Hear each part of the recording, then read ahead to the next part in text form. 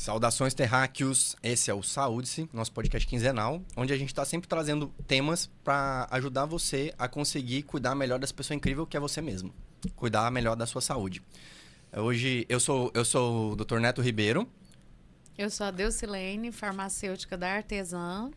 No nosso primeiro episódio valendo, a gente decidiu começar pelo começo. Então a gente quer falar da infância, da primeira infância, como que a gente consegue fomentar essa saúde na criancinha desde o comecinho ali, desde o início da gestação, quando a mamãe começa a pensar em conceber, durante a gestação, durante os primeiros dias, durante os primeiros anos da infância, como que a gente pode fazer para aumentar as chances de que essa criança se torne um adulto saudável, fisicamente, emocionalmente equilibrado, psicologicamente estável, um cidadão funcional. E para isso a gente trouxe aqui hoje a doutora Ana Cristina Stone. Ela é pediatra, formada pela Universidade Federal do Amazonas e tem formação em educação parental. O que diabos é educação parental? Bem-vindo, né? Bem-vinda, bem-vinda, doutora. Bom, é um prazer estar aqui e conversar sobre um assunto que é tão importante, que é tão interessante, faz parte do meu dia a dia. A educação parental, difícil até de falar, né? Porque toda hora eu quero falar parenteral. Faz mais parte do dia a dia do médico tradicional, falar parenteral do que parental. Mas a educação parental, ela é tudo o que envolve o desenvolvimento da criança e o relacionamento das famílias. Pais e filhos. Então, o educador parental, quem é essa pessoa? Ele é o profissional que entende muito de neurociências, de ciência do trauma, de desenvolvimento infantil. E ele é bem diferente do psicólogo, apesar de a gente pensar, vai falar de relacionamento, né? Já então, ia falar isso, porque a gente, assim, que é mais leigo nesse assunto, como mães, a gente ia pensar no primeiro momento que isso aí está totalmente relacionado a um psicólogo. Sim. E não um pediatra que vai estar nos acompanhando nisso aí.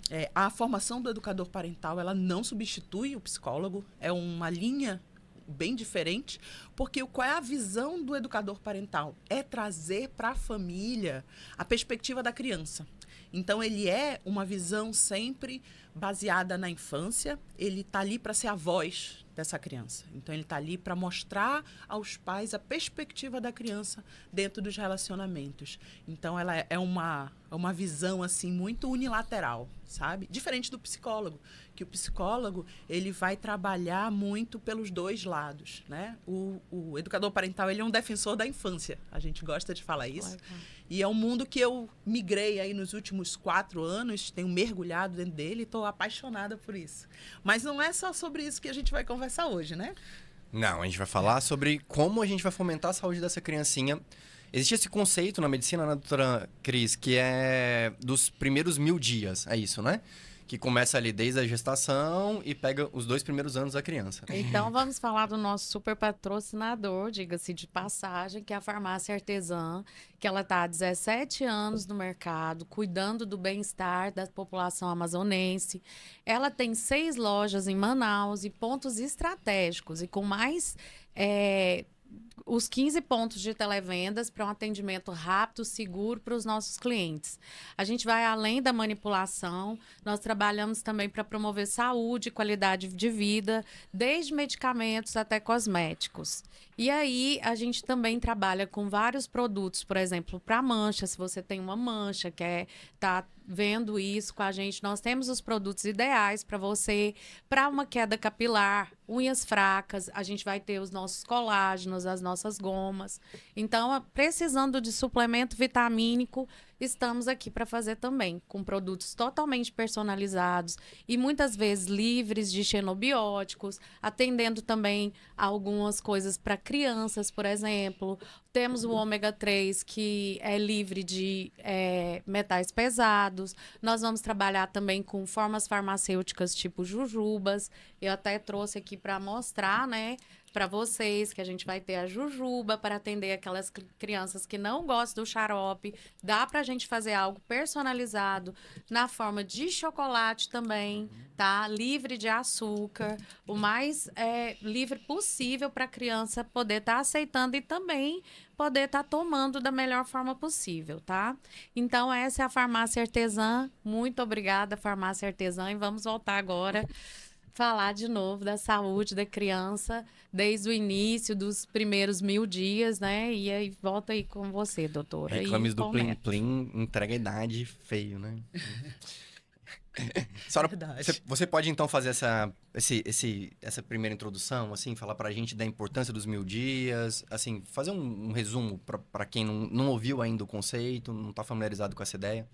Então, primeiros 1000 dias, de onde que saiu isso?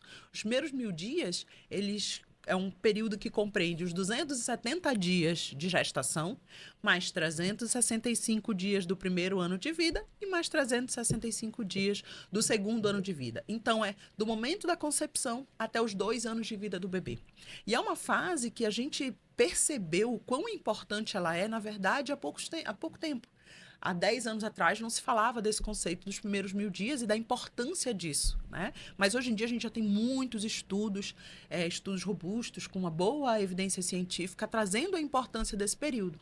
Porque é a fase na vida do ser humano de maior crescimento e desenvolvimento. Aí a gente tem desenvolvimento, crescimento físico, mas também emocional, relacional. Então é uma fase primordial. A gente fala que é muito... É como a sementinha, ela precisa da terra, do solo, né? Ela precisa do alicerce. Uma casa precisa de alicerce. Uma planta precisa de um solo fértil para ela poder se desenvolver a partir dali. E esses primeiros 1000 dias, ele é exatamente isso. É o que vai dar o alicerce para essa criança, para esse ser humano se desenvolver durante a vida toda. Você usou a metáfora de sementinha, né? Para a sementinha se desenvolver. Então, pensando ali na barriguinha da mãe como sendo o solo onde essa sementinha vai se desenvolver, o que precisa ter, o que essa mãe precisa fazer de cuidado para que essa sementinha seja adubada da maneira adequada para ela crescer e se desenvolver forte e saudável? Isso é muito engraçado, porque antes se falava muito que a criança era um livro em branco, que nascia em branco, né? E você ia escrevendo ali a história dela. Também mantendo aí dentro das metáforas, né? Hoje em dia a gente já tem que isso não é verdade. Porque essa história dessa criança e toda essa programação metabólica, todo o desenvolvimento dela acontece desde o momento da concepção. Na verdade, os primeiros 1000 dias hoje, eles estão sendo tratados como os primeiros 1100 dias, idealmente. Por quê? Porque esses 100 dias a mais incluiriam uma preparação para essa mulher que quer engravidar. Eu Seria ia o te ideal. perguntar isso, porque eu acho assim que é primordial o momento que a mulher se prepara, tá pensando, ela já vai se preparando para esse momento, porque é uma coisa muito tensa, né? Você vai estar o tempo inteiro com medo, preocupada, o que que eu tenho que fazer, como que vai ser o início, inclusive a suplementação, que eu acho importante.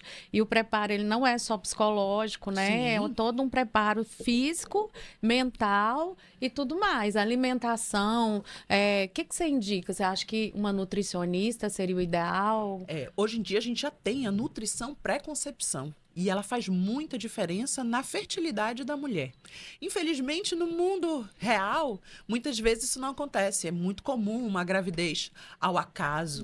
Mesmo famílias muito bem estruturadas, um casal que quer engravidar muitas vezes não entende essa importância, não conhece essa importância dessa preparação e acaba que acontecem as coisas muito por acaso, né? E sobre a suplementação? É muito importante Faz também toda a falar. diferença. Faz toda a diferença. Então, porque eu preciso que aquele corpo ele esteja preparado para todo o estresse metabólico que é gerar uma criança. Quanto mais condições essa mulher tiver para gerar um bebê saudável, é melhor ainda. A gente sabe que a natureza ela é muito sábia nesse sentido. A tendência é que sempre se priorize naturalmente, sem a gente querer, sem a gente precisar pensar nisso, a natureza, ela prioriza o bebê. Então, a tendência é que ele use todos os recursos que essa mulher tenha para gerar um bebê saudável, isso já está comprovado cientificamente, mas às custas de atrapalhar toda a nutrição e metabolismo da mulher. Então, coisas simples, por exemplo, o ácido fólico, a reposição de ácido fólico já está muito bem descrito da importância dele, né, no desenvolvimento do tubo neural do neném, prevenção de algumas doenças importantes. O ômega 3 ele vem ganhando cada vez mais notoriedade dentro da nutrição, porque ele é super importante na formação do cérebro, na mielinização, é com algumas coisas um pouquinho mais técnicas, né? Mas assim, na mielinização do cérebro da criança faz toda a diferença. E, por exemplo, o ômega 3 é uma coisa que na nossa cultura do Brasil é super difícil da gente ter acesso se não for através da suplementação, porque não faz parte da nossa cultura comer alimentos ricos em ômega 3. Né? Então, ferro é uma coisa simples que a gente sempre fala, porque é um momento de estresse metabólico, então é muito comum as grávidas terem anemia. E aí, se a gente começa a suplementar antes da gravidez e durante a gravidez, aí sim a gente tem isso com mais tranquilidade, porque dentro do bom pré-natal sempre vai estar, os suplementos alimentares, eles sempre vão estar presentes. Né? A gente consegue ir colocando isso no dia a dia da gestante para benefício da criança e da mãe, para que quando esse bebê nasce, ela esteja numa melhor condição de saúde até para poder se doar para esse bebê como ele precisa.